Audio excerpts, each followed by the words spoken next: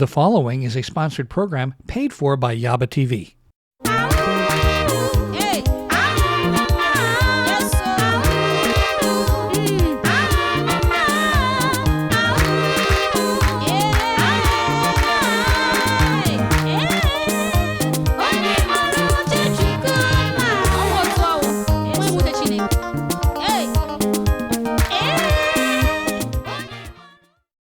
Welcome to our beautiful show, the Yaba TV show. I am your host, Sia. Today is a one-on-one special with Attorney Kenichi Agu. Attorney Agu is someone that you need to know very well because he fights for his clients. And we all know lawyers are not cheap. They are very expensive in some cases. But today, if you listen to our broadcast, you get to find out information for free. And then at the end of the show, you can attest to it that he's a very intelligent man, attorney at law, that can fight for you and win your case. So if you need someone to protect you for what you're doing or what you're going through, and you need a lawyer that can stand with you and for you, this is definitely the show to watch. So tell all your friends, your neighbors, and everybody you know about our beautiful show, the Yaba TV show. We'll be back in a moment.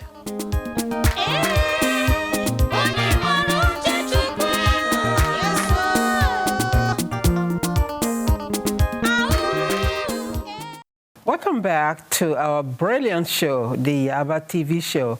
I am your host, Sia. Today is a one-on-one special with Attorney Kenichi Agu. He is a man that you really want to get to know when it comes to legal or anything legal or law and you. He has so much to offer you. So we will find out exactly when we get a chance to talk with him one-on-one today. So at this time, I'd like to welcome him to our show. Attorney, please. Welcome to our show. Thank you very much. I'm so happy to be here. You're welcome. Tell us a little bit about yourself. Well, I'm the first Nigerian-born American. Mm-hmm. My parents immigrated from Nigeria in the 70s. Mm-hmm. Had 3 kids, myself, and I have 2 sisters. And my father worked as an engineer and my mom a nurse. And based on that, I had no other choice but to be an engineer. So that's what I became. Mm-hmm. And from there, I went to law school and became a lawyer. That's interesting. You first became an engineer. Yes. And then now a lawyer. Yes. Interesting. Yeah, that was my calling. I kind of naturally gravitated to technology. Since my dad was an engineer, he brought home computers and books. So, I couldn't really play outside, because our neighborhood wasn't too good at the time. So I was forced to, either play video games or learn about computers. So I did both. And, once I applied for college, I studied computer engineering and computer science. And then I got a job building web technologies with IBM. And it was good for a while, and then I eventually moved on. Mm. So tell me, when you were growing up, did you encounter where most African parents, they want their child to either be a lawyer, doctor, or engineer? Did you have a say-so in what you want to be, or your parents had an influence on you? I think I had a say-so.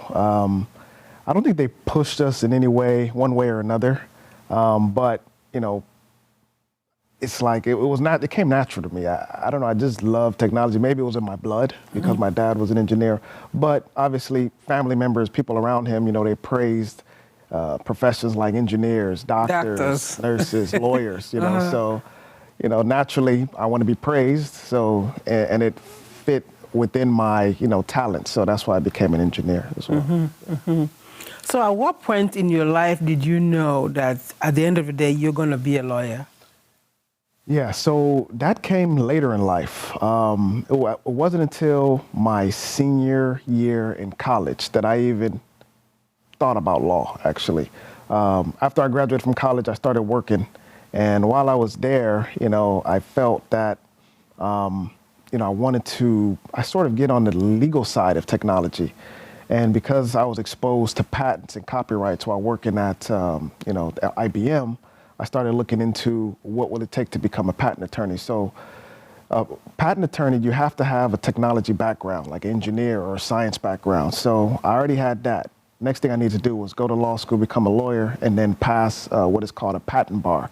Mm-hmm. So where most lawyers maybe studied like sociology or business, since I studied engineering, I was already one step closer to becoming a patent attorney. So that's what I did. I went to law school, took most of my courses within intellectual property law, and then became a patent attorney once I was done.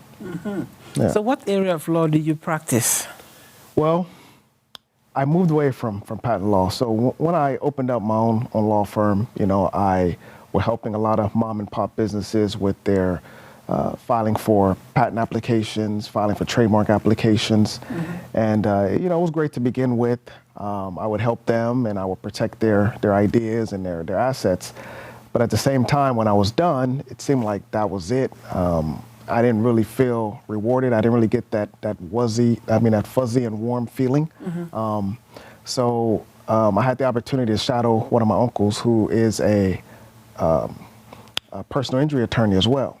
So I saw how clients were sort of gratified and happy once you maybe got them to the right doctor or got them a nice resolution on their case.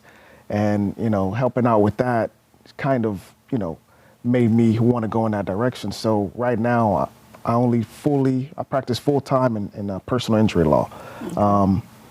Once I am able to get a client the treatment that they've needed and that they weren't able to get on their own, or get them that compensation that will help them move forward. I'm greeted with hugs and smiles and a lot of gratitude. And so that's kind of why I do what I do, to help people. Okay.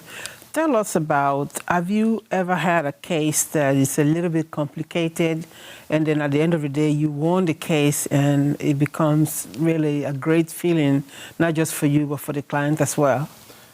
Yeah, so naturally with insurance companies, they feel like everybody's faking their injury. I had a case one time where the damage to the vehicle was maybe like $700. I mean, if you look at the vehicle, it was maybe just a small scratch.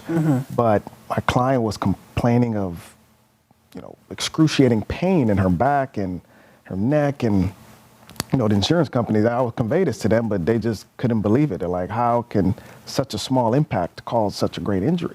So I had to go through great lengths to show them that this client is not lying, that she's genuinely injured. I hired medical experts. I hired engineering experts to show that, this type of collision could cause such an injury. I put all that together.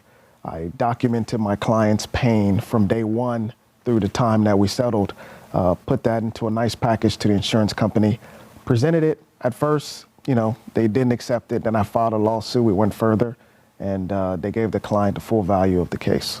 The pandemic has had impact on many small businesses. How is your business doing? Great. My business is doing great, actually. Around March 2020, when they first announced the lockdown, I think everybody was nervous. A lot of people were staying home, sheltered in place. So there weren't a lot of people moving about. Naturally, there weren't a lot of injuries based on that. The cases that I handle, the cases that I get today aren't the cases that, settle tomorrow. So the cases that I had in my pipeline from 6 months ago, a year ago, those are the cases that I was still working on. So we stayed afloat. We were able to, get through the pandemic. We actually hired more people, throughout the pandemic.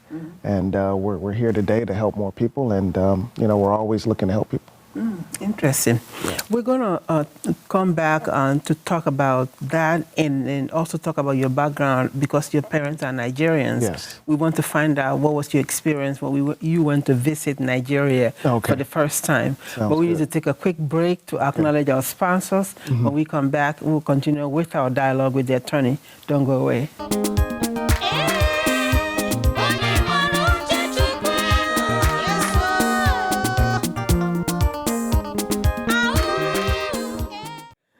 You are back with our lovely show, the Yaba TV show. I am your host, Yesir.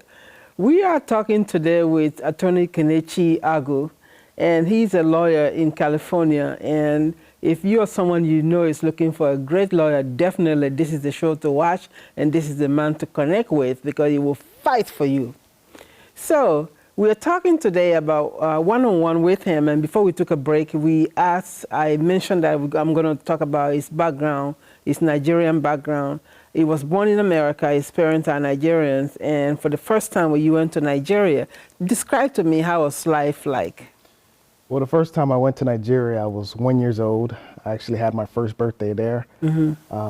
Can't quite remember all the details from that trip, but the next time I went, I was 10. So now that was really an eye-opener. It was a memorable experience. My parents went back to do their chieftaincy title. So they took me and my sister. So and that can be deep, the Igbos. Yes, yes. They're very good, and when it comes to chieftaincy, chieftaincy is very highly respected among the Igbos. Exactly. You hear them call someone chief, engineer, doctor, but chief particularly is very prominent. Exactly. Yes. So, you know, it was 10 years since anybody saw me, you know, any of my uncles, aunts, and cousins. So once I returned, I mean, the hospitality was just through the roof. Oh, my goodness. As soon as we landed, we took a bus from the airport, and then we landed in our compound in the village. And, you know, I got out the car to start taking my luggage down to bring it to my room. As soon as I grabbed the handle, no, what are you doing? Don't touch anything. We're going to take your luggage for you. What do you want to eat? Are you hungry? Should I prepare water for your bath? You know, how can we help you? We're so happy that you're here. So, you know, naturally I felt at home. Yes, you know, they weren't the paved roads. I'm having goosebumps because this is typical Africa. Right, exactly.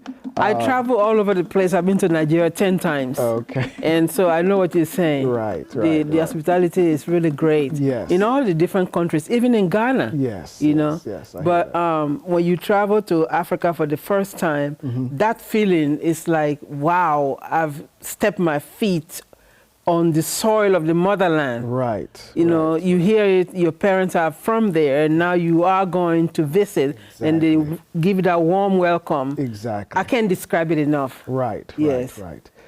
And, you know, there was a little bit of culture shock as well, obviously. You know, I'm used to paved roads, and a lot of the roads were dirt, so my shoes were kind of getting dirty all the time. But welcome to Africa. But it was a minor convenience, I'm telling you. I mean, what about NEPA, electricity? Oh, God, yeah. So, you know, I think I brought like a DVD player or something, or a VHS player, something that I can, you know, use to entertain myself, a radio. And so I didn't know that the house was running on a generator at that time, you know. Many homes that can afford it. Exactly. So when we went to the village, I mean, we lived off the generator. There was one particular time NEPA gave us light in the village, and everybody was happy, everybody was cheering, people were running, and then all of a sudden, the light went out, and then back to the generator again. So it was just something to get used to, but people were very resourceful. As soon as the power went out, there were candles, there were those lanterns, there were flashlights, so people were ready, you know, and it's not something that I was used to, but I quickly adapted. And the beauty of Nigeria also, education, oh my goodness, is very, very, very, take it very serious. Yes. And every home, no matter how poor that home is, they take and look at education very serious.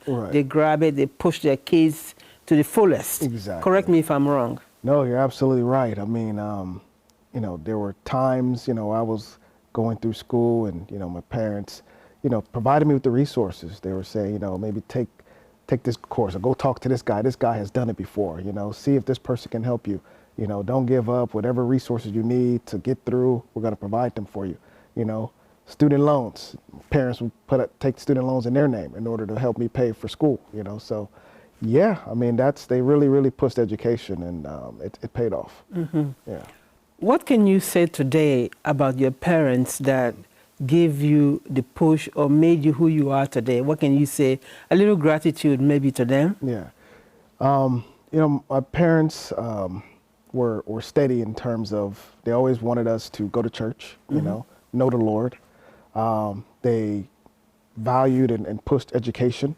So, you know, even just a bachelor's wasn't really enough, you know. They always pushed me and my sisters to go back, you know, maybe get a master's, law degree, doctorate. So, you know, kudos to them. I'm very happy that they did that. Talking about family, you have a wife. Do you want to give a shout out to your wife? Yes, I do have a lovely, beautiful wife. Her name is Jane Ogechi Agu. She is a nurse practitioner. in mental health. So I want to give a shout out to all the nurses and praise to all the nurses out there, you know, especially, you know, all the work that they've done during the pandemic. But yeah, you know, I love you, babe, and thank you. Great. So looking at the camera here, can you tell our audience where they can reach you in case someone that was seeing you today, they want to hire you for your profession, what you do in the community as a lawyer, where can they reach you? Yeah, you can reach me at my website, www.kralegal.com, or you can also call me. We're available 24 hours a day at 310-431-9875. Once again, 310-431-9875. Is there anything that you like for our audience to remember about your practice or this dialogue today with Yaba TV? One word for them to take and run with it and say, this is what I remember about Attorney Agu today. We are passionate about getting you the best representation and compensation possible for your injury. We go to extreme lengths to get that done for you, and we definitely want your business. Thank you. I want to thank you very much from the bottom of my heart to express yourself about what you know about law, personal injury law, and of course the dialogue with you and getting to know that your parents are from Nigeria, and this is what this show is built for, bridging that cultural divide between Africans and African Americans based on first-hand knowledge. So again, you're one of the children born from an African parent, which is great for our platform. So thank you for that. Thank you for your knowledge and your talent, and thank you for everything that you do in the community. Thank you, and thank you as well, and thank you for educating our viewers out there about our culture, and you know, we really appreciate that. So keep up the good work. Thank you. We do need to take a quick break to acknowledge the people that make this show possible, because without them, we don't have a show. And again, we want to acknowledge them and then take you to Music Land, because this is a moment for a lot of people waiting for that great moment when we bring African music videos to showcase our culture in music and entertainment. Don't go away.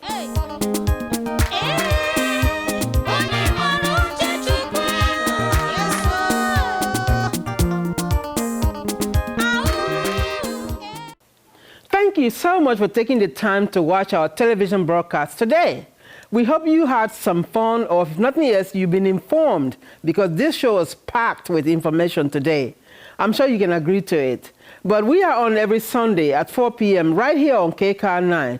Then if you have not heard before, or if you haven't heard about our show before, or someone told you about our show but you never had a chance to watch it, this is it, that you've watched it today. We welcome you to continue to watch our show and tell your friends and neighbors about our show. But we have a YouTube channel, Yaba Media. I encourage you to go to our YouTube channel and watch some of the past shows. I guarantee you that you're going to enjoy the shows and have so much fun with them. But promise me one thing: like, share, and subscribe. That's the only way I know that you're liking and appreciating what we bring to you. Again, bridging the cultural divide between Africans and African Americans based on first-hand knowledge. Till then, we will see you next week at the same time on the Yaba TV show, your contemporary bridge to the motherland, Africa.